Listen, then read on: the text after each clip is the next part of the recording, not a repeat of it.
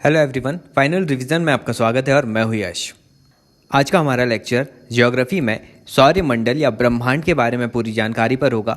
साथ ही ब्रह्मांड से जुड़ी परिघटनाओं को भी हम डिटेल में देखेंगे। तो चलिए टाइम ना वेस्ट करते हुए लेक्चर स्टार्ट करते हैं। तो पहले कुछ बैकग्राउंड देखते हैं। सर्वप्रथम भूगोल शब्द का प्रयोग इरेटोस्थनीज ने किया था, जो ग्रीक से है। ज्योग्राफी शब्द दो ग्रीक शब्दों से मिलकर बना है, जियो मतलब पृथ्वी और ग्राफोस मतलब वर्णन। आगे हिकैटियस ने अपनी बुक जस पीरियोडस में पृथ्वी के वर्णन करते हुए सर्वप्रथम भौगोलिक तत्वों का क्रमबद्ध समावेश किया था। अब मनुष्य और भूगोल या पर्यावरण के संबंध में दो विचारधाराएं उत्पन्न हुई थी। पहला है संभववाद, जो कहता है कि मनुष्य अपने पर्यावरण में परिवर्तन करने में सक्षम है। इस विचारधारा के समर्थक थे वाइडल डीलाब्लास और फेब्रे। दूसरी विचारधारा थी निश्चयवाद। इसमें कहा गया कि मनुष्य के सारे काम पर्यावरण द्वारा निर्धारित होते हैं, इसलिए मनुष्य को स्वेच्छा पूर्वक कुछ करने की स्वतंत्रता कम है। निश्चयवाद के समर्थक थे रिटर, रैडजेल, एलन सैम्पल और हटिंगटन। चलिए अब आगे कुछ और फैक्चुअल बातें जानते हैं। तो भूगोल के जनक कहा जाता है हिकैटियस को। वर्तमान भूगोल के जनक कहते हैं अलेक्जेंडर वॉन हम्बोल्ट को। व्यवस्थित भूगोल के जनक इरेटोस्थनीज हैं। भौतिक भूगोल के जनक पॉलिडोनियस हैं। सांस्कृतिक भूगोल के जनक कार्ल ओ सावर हैं। गणितीय भूगोल के संस्थापक थेल्स और एनेक्सीमेंडर हैं। विश्व भूगोल का निर्माता मार्टिन बेहम को कहा जाता है। विश्व मानचित्र के निर्माता एनेक्सीमेंडर हैं और भौगोलिक विश्वकोश का रचनाकार स्ट्राबो को कहा जाता है। चलिए अब आगे बात करते हैं ब्रह्मांड के बारे में। अस्तित्व मान्य द्रव्य और ऊर्जा के सम्मिलित रूप को ब्रह्मांड कहा जाता है। दूसरे शब्दों में सूक्ष्मतम अणुओं से लेकर महाकाय आकाशगंगाओं तक के सम्मिलित रूप को ब्रह्मांड कहते हैं। अब ब्रह्मांड की उत्पत्ति कैसे हुई, उसके लिए कुछ सिद्धांत हैं। इसमें पहला है महाविस्फोटक सिद्धांत या बिग बैंग थ्योरी। इसे जॉर्ज लेमेथियर के द्वारा दिया गया था। दूसरा है साम्यावस्था या स्टेडी स्टेट थ्योरी, जिसे थॉमस गोल्ड और हरमन बॉडी के द्वारा दिया गया। तीसरा है दोलन सिद्धांत पल्सेटिंग यूनिवर्स थ्योरी, जिसे डॉक्टर एलन संडेजा द्वारा दिया गया। आगे है स्फीति का सिद्धांत, जिसे इन्फ्लेशनरी थ्योरी कहते हैं, जिसे एलन ग्रोथ ने दिया था। इन सब सिद्धांत को याद नहीं रखना है, सिर्फ एक याद रखिए, बिग बैंग थ्योरी सबसे ज़्यादा मान्य है ये। इसके प्रतिपादक लेमेथियर थे, जो बेल्जियम के पादरी और खगोलविद थे। आगे चलकर रॉबर्ट बैगनर ने इस सिद्धांत की व्याख्या की। बिग बैंग थ्योरी कहती है कि स्टार्टिंग में पदार्थ जिनसे ब्रह्मांड बना है वे सभी एक छोटे गोलक के रूप में एक ही स्थान पर स्थित थे, जिसका आयतन अत्यधिक सूक्ष्म था, लेकिन इसका तापमान और घनत्व अनंत था। और इसमें अत्यधिक संकेंद्रण के कारण आकस्मिक विस्फोट हो गया, जिसे महाविस्फोटक ब्रह्मांडीय विस्फोट या बिग बैंग कहा गया। इसी से पदार्थों का बिखराव हुआ और अनेक पिंडों का सृजन हुआ। यह महाविस्फोट लगभग 13.7 अरब वर्ष पहले हुआ था और बिग बैंग के लगभग 10.5 अरब वर्ष बाद, यानी अभी से 4.5 अरब वर्ष पूर्व सौरमंडल का जन्म हुआ। अब नासा ने 2001 में मैप नामक अनुसंधान मतलब माइक्रोवेव एनिसोट्रॉफी प्रोब मैप के माध्यम से यह पुष्टि की है कि ब्रह्मांड निरंतर बढ़ ही रहा है। अब आगे ब्रह्मांड का कुल व्यास है 10⁸ लाइट ईयर। इसमें अनुमानतः लगभग 100 अरब मंदाकिनियां या गैलेक्सीज हैं। प्रत्येक गैलेक्सी में अनुमानतः 100 अरब तारे मौजूद हैं। अब ब्रह्मांड के संबंध में दो अवधारणाएं और आई थी, भूकेंद्रिक सिद्धांत और सूर्य केंद्रिक सिद्धांत। भूकेंद्रिक सिद्धांत टॉलमी ने दिया था, जिसमें कहा गया था कि ब्रह्मांड का केंद्र पृथ्वी है और सभी आकाशीय पिंड इसके चारों ओर चक्कर लगाते हैं। दूसरा सिद्धांत था सूर्य केंद्रीय परिकल्पना, हेलियोसेंट्रिक थ्योरी। इसे कोपरनिकस द्वारा 1543 ईस्वी में दिया गया। इसके तहत सूर्य को ब्रह्मांड का केंद्र माना गया है। कहा गया है कि पृथ्वी और अन्य ग्रह इसकी परिक्रमा करते हैं। फिर आगे चलकर 1605 में गैलीलियो द्वारा दूरबीन का आविष्कार किया गया, जिसने हेलियोसेंट्रिक थ्योरी को और स्पष्ट कर दिया। अब कोपरनिकस से भी पहले भारतीय खगोल शास्त्री वराहमिहिर ने सूर्य केंद्रिक परिकल्पना दे दी थी।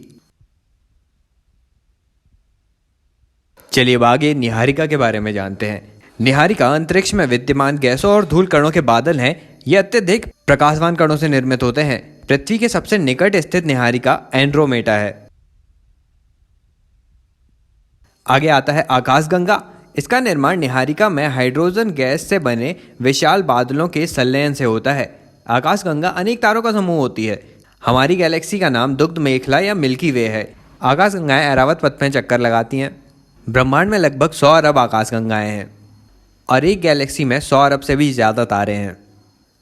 आकाशगंगाएं भी ना 2 प्रकार की होती हैं। पहली निश्चित आकाशगंगा, जिसका आकार सर्पिलाकार और दीर्घवृत्ताकार होता है, और दूसरी है अनिश्चित आकार वाली आकाशगंगाएं। निश्चित आकाशगंगा में भी जो सर्पिलाकार आकाशगंगा होती है वह निश्चित पथ का अनुकरण करती है और सांप की कुंडली जैसे आकृति बनाती है। इसमें केंद्र में तारे अधिक उम्र के होते हैं और बाहर की ओर नवीनतम तारे होते हैं।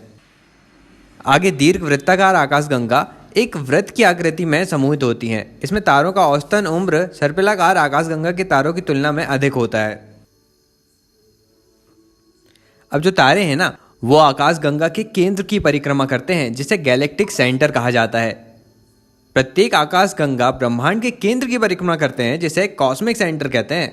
हमारी आकाशगंगा का व्यास लगभग 1 लाख लाइट ईयर है और सूर्य हमारी आकाशगंगा की परिक्रमा 250 किलोमीटर पर सेकेंड की स्पीड से करता है। इस स्पीड से सूर्य आकाशगंगा की एक परिक्रमा करने में 25 करोड़ वर्ष लगाता है और सूर्य की गैलेक्सी सेंटर से दूरी 32,000 लाइट ईयर है।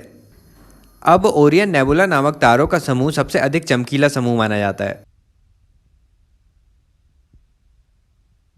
अब आगे बात करते हैं क्षुद्र ग्रह या एस्ट्रॉइड्स के बारे में। तो एस्ट्रॉइड्स मंगल और बृहस्पति के कक्षाओं के मध्य में पाए जाने वाले आकाशीय पिंड हैं, जो सूर्य के चारों ओर परिक्रमा लगाते हैं। ट्रोजन नामक क्षुद्र ग्रह समूह बृहस्पति की कक्षा के सहारे सूर्य की परिक्रमा करता है। क्षुद्र ग्रहों की संख्या लगभग 4500 है। इसमें सिरिस सबसे बड़ा और चमकीला क्षुद्र ग्रह है। फोरवेस्टा एकमात्र क्षुद्र ग्रह है जिसे हम आंखों से देख सकते हैं। आगे जानते हैं कॉमेट्स या धूमकेतु क्या होते हैं। तो सौरमंडल के छोर पर बहुत ही छोटे छोटे अरबों पिंड विद्यमान हैं, जो धूमकेतु या पुच्छल तारे कहलाते हैं।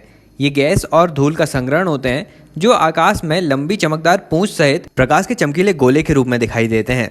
धूमकेतु केवल तभी दिखाई पड़ता है जब वह सूर्य की ओर अग्रसर होता है, क्योंकि सूर्य किरणें इसकी गैसों को चमकीला बना देती हैं। धूमकेतु की पूंछ हमेशा सूर्य से दूर होते दिखाई पड़ती है। अब हैली नामक कॉमेट है, जो प्रत्येक 76 वर्ष में एक बार आता है। लास्ट टाइम इसे 1986 में देखा गया था, अगली बार 2062 में देखा जाएगा। आगे बात करते हैं उल्का या मीटियोर्स के बारे में। तो उल्काएं प्रकाश की चमकीली धारी के रूप में देखी जाती हैं, जो आकाश में क्षण भर के लिए दिखती हैं और फिर लुप्त हो जाती हैं। उल्काएं क्षुद्र ग्रह के टुकड़े और कॉमेट के द्वारा पीछे छोड़े गए गैस और धूल के कण हैं।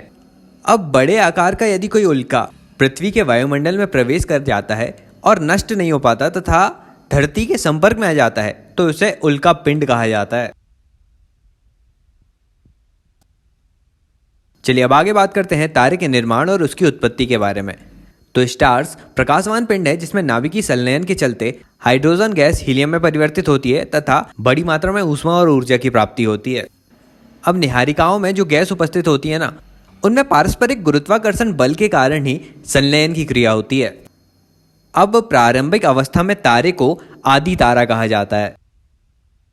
तो इसकी प्रोसेस में निहारिका में नाभिकीय संलयन से बनता है आदि तारा।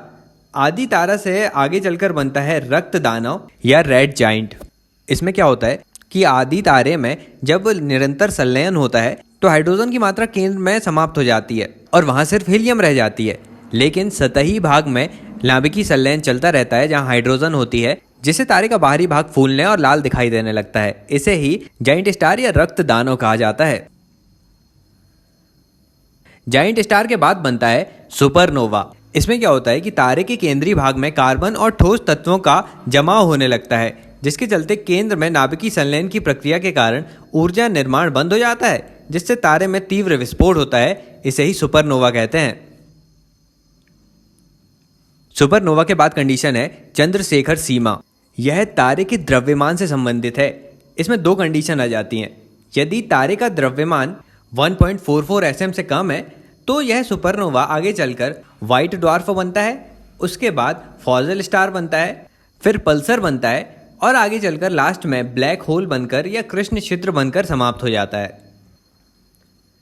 लेकिन चंद्रशेखर लाइन में यदि तारे का द्रव्यमान 1.44 एसएम से अधिक है तो यह आगे चलकर बनेगा न्यूट्रॉन तारा, फिर व्हाइट ड्वार्फ, फिर ब्लैक ड्वार्फ, इसके बाद बनता है फॉजल स्टार, फिर पल्सर और फिर बनता है ब्लैक होल।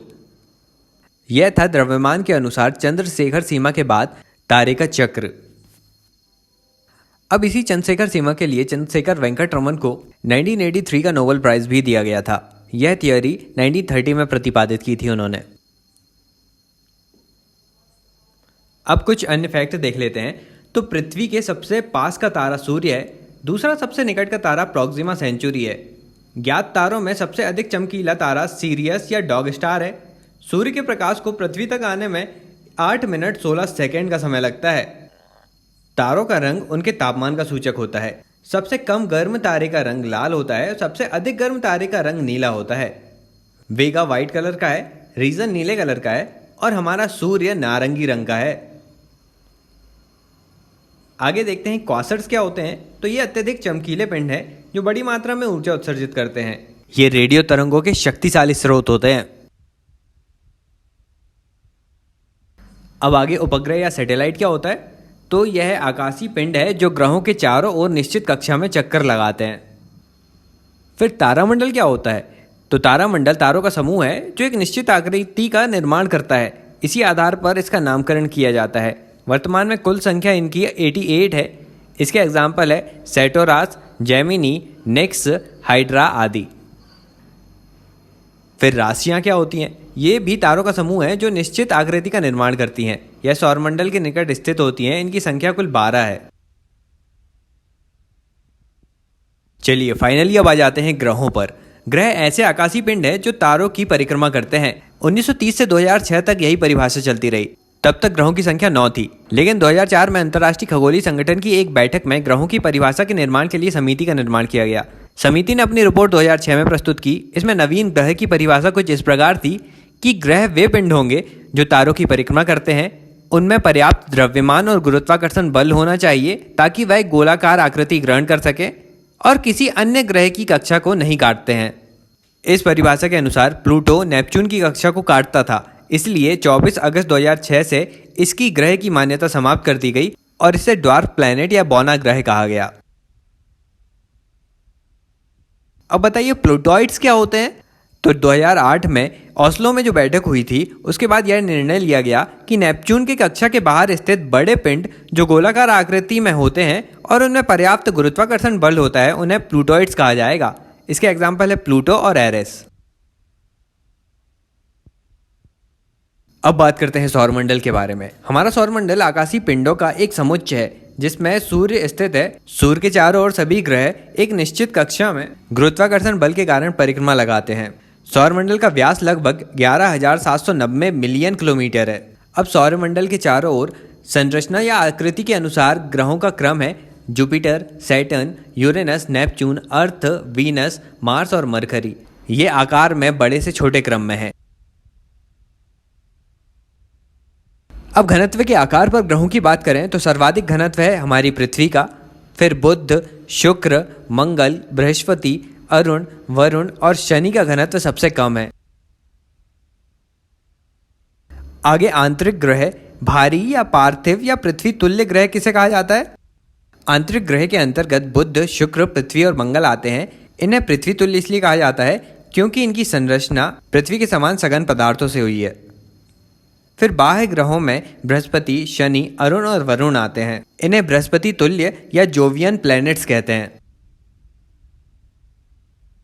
चलिए अब सूर्य के बारे में डिटेल जानते हैं। सूर्य सौरमंडल का प्रमुख है। इसकी कुल आयु 10 अरब वर्ष है और इसकी वर्तमान आयु 4.7 अरब वर्ष है। इसमें लगभग 71% भाग पर हाइड्रोजन और 26.5% भाग पर हीलियम है तथा शेष कार्बन और अन्य ठोस पदार्थ होते हैं। सूर्य का व्यास लगभग 13,92,000 किलोमीटर है। इसकी चाल 250 किलोमीटर पर सेकेंड है। गैलेक्सी का एक चक्कर यह 25 करोड़ वर्ष में लगाता है। पृथ्वी की सूर्य से दूरी 14.98 करोड़ किलोमीटर औसतन है। सूर्य अपने अक्ष पर 60 डिग्री झुका हुआ है। अब पृथ्वी का परिपथ अंडाकार है, इसीलिए पृथ्वी और सूर्य की दूरी उपसौर के समय 14.70 करोड़ किलोमीटर होती है और अपसौर के समय 15.21 करोड़ किलोमीटर होती है। उपसौर का समय 3 जनवरी और अपसौर का समय 4 जुलाई को होता है। अब सूर्य में ना 3 परतें पाई जाती हैं। पहला है क्रोड या केंद्रीय भाग, जिसका तापमान 1.5 × 10⁷ डिग्री सेल्सियस होता है। यह लगभग प्लाज्मा अवस्था में होता है। दूसरी परत है विकिरण मेखला और उसके बाद आता है संवहनी मेखला। सूर्य के सबसे बाहरी भाग को या धरातल को प्रकाश मंडल कहा जाता है। इसका तापमान 6000 डिग्री सेल्सियस होता है। अब प्रकाश मंडल में जहाँ पर प्रकाश के सभी रंगों का अवशोषण हो जाता है वहाँ काली रेखाएं बनती हैं। इन काली रेखाओं को फ्रॉनहोफर रेखाएं कहते हैं। सूर्य में उपस्थित काले धब्बों को सौर्य कलंक कहा जाता है। धब्बे वाले क्षेत्र का तापमान सामान्य धरातल से लगभग 1500 डिग्री सेल्सियस तक कम होता है। सौर्य कलंक के आंतरिक काले भाग को अंबरा और कम काले या बाह्य भाग को पेनम्बरा कहा जाता है। सौर्य कलंकों की अवधि 22 साल मानी जाती है। पहले 11 साल में काला धब्बा बढ़ता है और बाद के 11 सालों में काला धब्बा कम होता है। ये था सूर्य का प्रकाश मंडल। अब जो सूर्य के आसपास जो उसका वायुमंडल होता है ना, उसे क्रोमोस्फियर या वंडमंडल कहा जाता है। सूर्य के ऊपर कई बार उत्पन्न होने वाली ज्वालाओं के तूफान को सौर्यिक ज्वाला कहा जाता है, जिसमें एक्स-रे और गामा रेज जैसी किरणें निकलती हैं। ये किरणें पदार्थ को औसतन 800 किलोमीटर पर सेकंड की दर से बाहर फेंकती हैं। हमारी पृथ्वी से जो सौर ज्वालाएं दिखती हैं उसे उत्तरी ध्रुव में अरोरा बोरियलिस और दक्षिणी ध्रुव में अरोरा ऑस्ट्रेलिस कहते हैं। जब पूर्ण सूर्य ग्रहण होता है ना, तो उसके दिखने वाले भाग को कोरोना कहा जाता है। इसे डायमंड रिंग या हीरक वलय भी कहते हैं। चलिए अब आगे बात करते हैं बुध ग्रह के बारे में। यह सौरमंडल का सबसे छोटा ग्रह है जो सबसे कम समय में 88 दिनों में सूर्य की परिक्रमा लगाता है और अपने अक्ष पर घूर्णन 59 डेज में पूरा कर लेता है।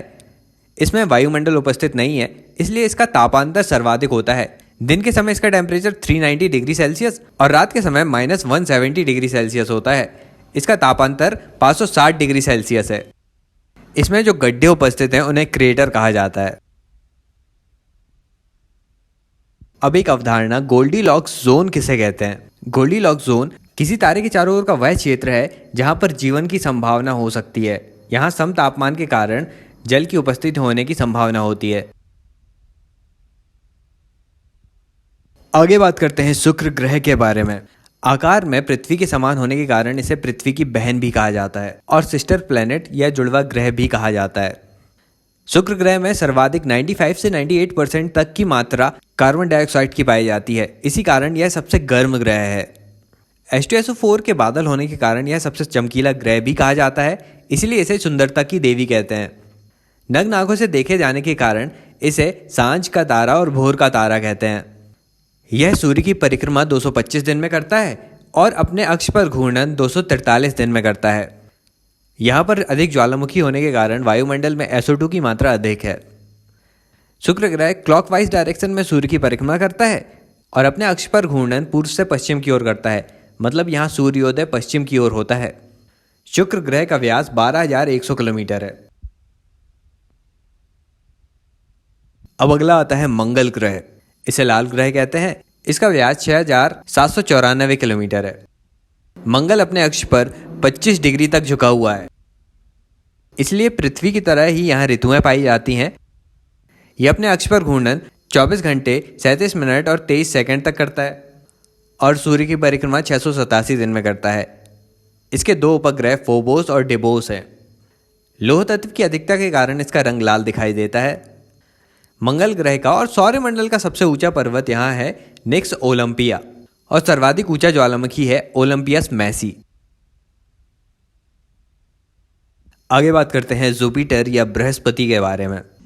यह सौरमंडल का सबसे बड़ा ग्रह है जिसका व्यास 1,42,984 किलोमीटर है। जुपिटर अपने अक्ष पर सबसे तेज घूर्णन करता है 9 घंटे 55 मिनट में। बृहस्पति ग्रह से रेडियो तरंग उत्सर्जित होती हैं, इसी कारण इसे लघु सूर्य या तारा सादृश्य ग्रह कहा जाता है। इसकी परिक्रमण अवधि 11.86 वर्ष है। इसमें कुल 67 उपग्रह हैं। इसके मुख्य उपग्रहों में यूरोपा, गैनीमेड, कैलिस्टो और आयो हैं। ये सारे गैलीनियन उपग्रह हैं। इनमें जो गैनीमेड है वह सौरमंडल का सबसे बड़ा उपग्रह है। बृहस्पति को बड़े आकार के कारण मास्टर ऑफ गॉड्स कहते हैं। इस पर सफ़ेद और नारंगी बैंड्स या पट्टिकाएं पाई जाती हैं। सफ़ेद पट्टिकाएं अमोनिया के बादल हैं और नारंगी पट्टिकाएं अमोनियम हाइड्रोक्साइड के कारण होती हैं।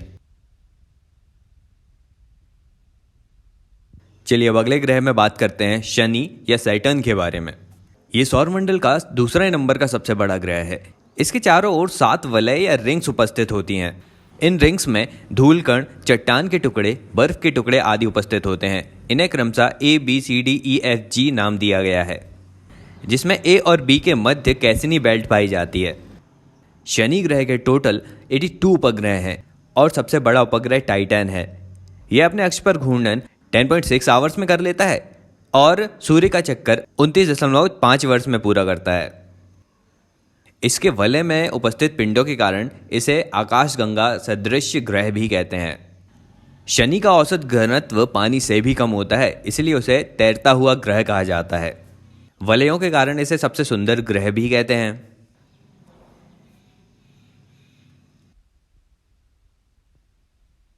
अब अगला ग्रह आता है यूरेनस या अरुण। इसकी खोज 1781 में विलियम हार्सेल ने की थी।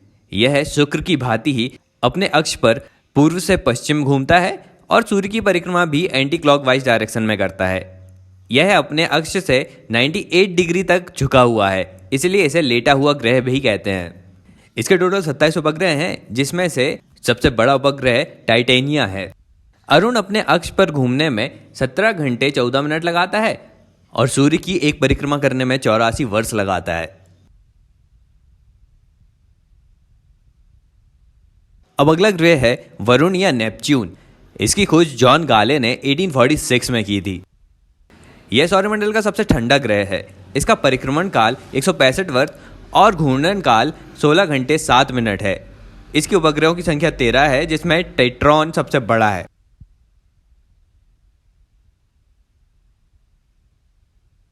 चलिए अब ग्रहों के बाद बात करते हैं प्लूटो या यम के बारे में। 1930 में क्लाइड टॉम्बे ने इसकी खोज की थी और 2006 में इसे ग्रहों की श्रेणी से हटा दिया गया। इसके उपग्रह हैं शेरॉन, नेक्स और हाइड्रा।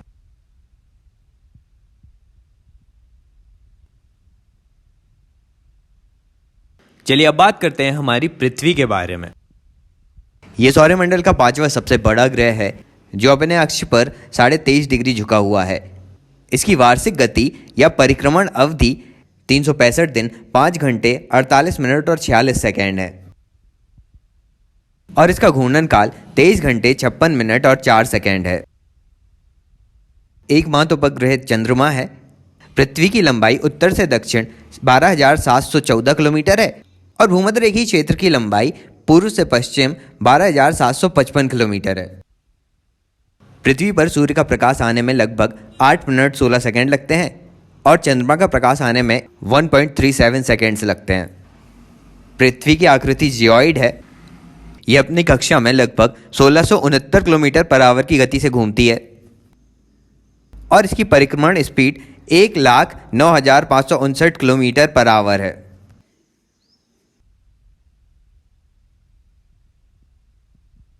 अब बात करते हैं पृथ्वी के एकमात्र उपग्रह चंद्रमा के बारे में। इसे जीवाश्म प्लैनेट या फॉसिल प्लैनेट कहा जाता है। चंद्रमा के अध्ययन को सेलेनोलॉजी या सेलेनोग्राफी कहा जाता है। 3,84,400 किलोमीटर दूर है चंद्रमा पृथ्वी से और 2 कंडीशन होती हैं। पहली है उपभू की कंडीशन। इसमें चंद्रमा सबसे निकट होता है 3,63,000 किलोमीटर की दूरी पर, और दूसरी कंडीशन है अपभू की कंडीशन, जिसमें चंद्रमा सर्वाधिक दूरी पर होता है 4,06,700 किलोमीटर की दूरी पर। अब चंद्रमा का परिक्रमण काल और घूर्णन काल दोनों ही समान है, 27 दिन 7 घंटे और 43 मिनट। इसी कारण चंद्रमा का सिर्फ 57% भाग ही हमें पृथ्वी से देखने मिलता है। चंद्रमा अपने अक्ष पर 5 डिग्री झुका हुआ है और पृथ्वी के साथ 58.48 डिग्री का कोण बनाता है। अब चंद्रमा जब पृथ्वी के पास होता है तो अधिक बड़ा दिखता है। इस समय यदि पूर्णिमा आ जाए तो इस कंडीशन को सुपर मून कहते हैं, जिसमें सामान्य अवस्था से इसका आकार 12% अधिक बड़ा और 30% अधिक चमकीला होता है। चंद्रमा में वायुमंडल उपस्थित नहीं है। इसके धरातल का गुरुत्वाकर्षण बल पृथ्वी के गुरुत्वाकर्षण बल का 1/6 भाग है। चंद्रमा पर अंधकार में दिखने वाले गड्ढों को मरिया कहा जाता है। ये मरिया लगभग 16% भूभाग में है चंद्रमा के। इनके उदाहरण है मरिया इब्राहिम, सी ऑफ सॉवर, मरिया ट्रांसिक्विटी या शांति का सागर और सी ऑफ सेरेनिटासिस।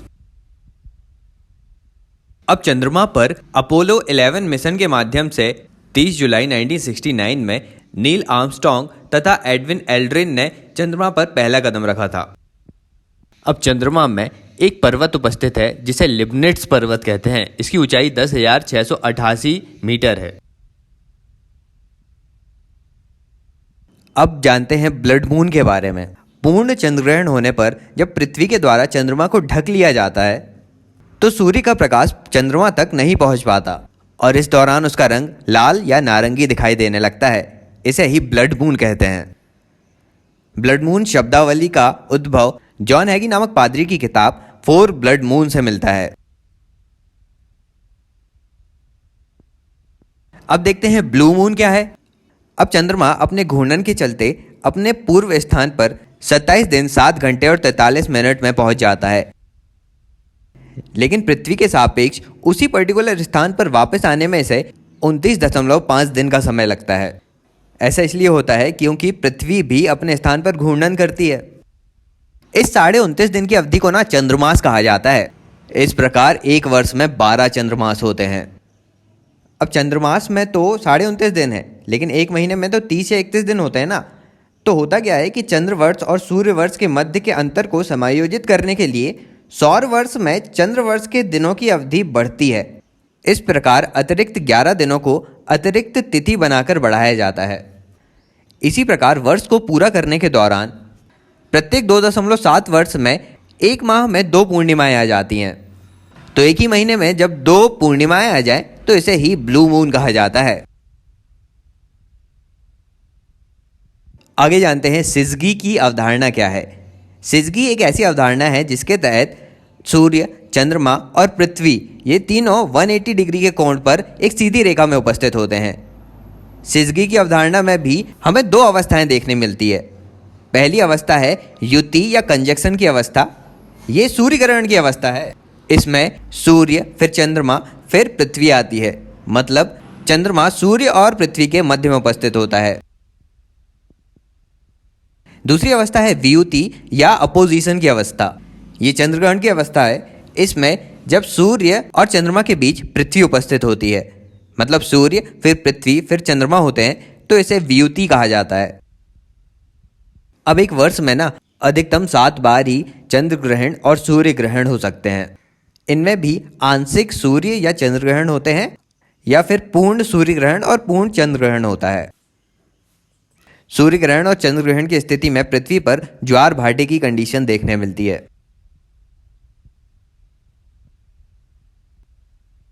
चलिए अब आगे पृथ्वी की विभिन्न गतियों के बारे में बात करते हैं। पृथ्वी सूर्य के चारों ओर दीर्घ वृत्ताकार पथ पर चक्कर लगाती है। तो पृथ्वी और सूर्य की दूरी में 2 कंडीशन उत्पन्न होती हैं। जब पृथ्वी सूर्य के सबसे पास होती है तो उसे पेरीहेलाइन या उपसौर कहा जाता है। ये कंडीशन प्रत्येक 3 जनवरी को होती है, जिसमें 14.70 करोड़ किलोमीटर दूर होती है पृथ्वी सूर्य से। दूसरी कंडीशन है अपसौर या एपीहेलाइन की। इसमें पृथ्वी से सूर्य की दूरी 15.21 करोड़ किलोमीटर है। ये कंडीशन प्रत्येक 4 जुलाई को होती है। और इसी दीर्घ वृत्ताकार पथ पर गति करने के कारण पृथ्वी पर विभिन्न ऋतुओं में परिवर्तन देखने मिलता है। इस कंडीशन में पृथ्वी पर 4 दिन महत्वपूर्ण है। पहला है 21 जून का दिन। इसमें सूर्य कर्क रेखा के लंबवत चमकता है। इसे कर्क संक्रांति कहा जाता है और इस समय उत्तरी गोलार्ध में ग्रीष्म ऋतु होती है। 21 जून उत्तरी गोलार्ध का सबसे लंबा दिन है। अगला दिन है 22 दिसंबर। इस दिन सूर्य मकर रेखा के लंबवत चमकता है, जिसे मकर संक्रांति कहा जाता है। 22 दिसंबर उत्तरी गोलार्ध में सबसे छोटा और दक्षिणी गोलार्ध में सबसे बड़ा दिन है। इस समय उत्तरी गोलार्ध में शीत ऋतु पाई जाती है। फिर आता है 21 मार्च का दिन। इस दौरान सूर्य विषुवत रेखा पर लंबवत चमकता है। इस स्थिति को उत्तरी गोलार्ध में बसंत ऋतु और दक्षिणी गोलार्ध में शरद ऋतु के नाम से जाना जाता है। फिर 23 सितंबर आता है जिसमें सूर्य पुनः विषुवत रेखा पर लंबवत चमकता है। इसे उत्तरी गोलार्ध में शरद ऋतु के नाम से जानते हैं और दक्षिणी गोलार्ध में बसंत ऋतु के नाम से जानते हैं। तो 21 मार्च और 23 सितंबर को सूर्य विषुवत रेखा के लंबवत होता है। इस कारण दिन और रात की अवधि एक समान होती है। तो ये सारी बातें थी ब्रह्मांड और हमारे सौर मंडल के बारे में। अब इसी से संबंधित स्पेस साइंस के मैंने सारे टॉपिक्स एक अलग लेक्चर में पूरी तरह कवर किया है, उसे आप साइंस एंड टेक्नोलॉजी की प्लेलिस्ट में देख सकते हैं। अब यदि इस लेक्चर की फैक्चुअल इन्फॉर्मेशन अच्छी लगी तो लाइक कर दीजिएगा और ज़्यादा से ज़्यादा शेयर भी कीजिएगा। चैनल पर पहली बार आ रहे हैं तो सब्सक्राइब ज़रूर करना है। अभी के लिए चलता हूँ, मिलते हैं अगले वीडियो में एक नए टॉपिक के साथ। Thank you so much for listening.